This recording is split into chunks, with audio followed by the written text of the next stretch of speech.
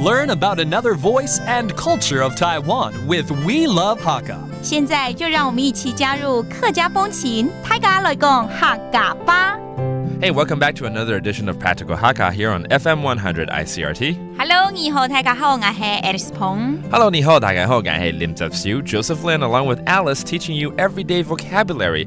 但是今天的 everyday 呢，可能没有那么 everyday。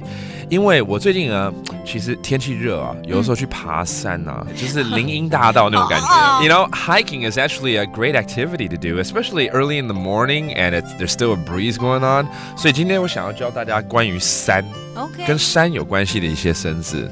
山 mountain. 山 okay, that's the mountain. Now climbing a mountain or hiking. 爬山 Kit 山 okay, that means climbing a mountain.And in the mountains, there's mountain trails, 有 mountain roads, okay, 有山路啊，要闪掉它，去闪路，对，不是山路 okay, that's the mountain trails or roads. 然后呢，客家人其实喜欢很爱唱山歌，对不对？其实我都很希望说有一天可以去，可能客家人多一点的山庄，然后是不是可以听到？真的还有人在唱，改天我就教你唱好了。真的会有时候会这样听到吗？如果去山区里面，不用山区啊，真的吗？平常也可以唱啊。你唱是不是？我教你啊。你教我 ，OK. Mountain songs are very popular amongst Hakka people, so let's teach you how to say that. 山歌。山歌。那海陆腔的山歌叫散歌。散歌 ，OK, that's different dialect. 所以海陆腔的这个客家人就散歌来了，那样子，对不对？以为是山歌来了，我就知道你要这么说。All right, let's make a sentence out of one of these phrases. 爬山嘛，对不对？Hiking, climbing.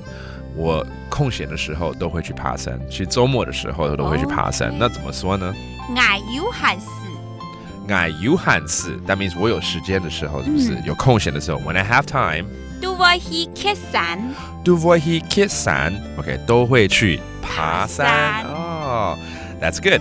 So let's review these terms. Mountain 山很簡單。爬山 climbing a mountain.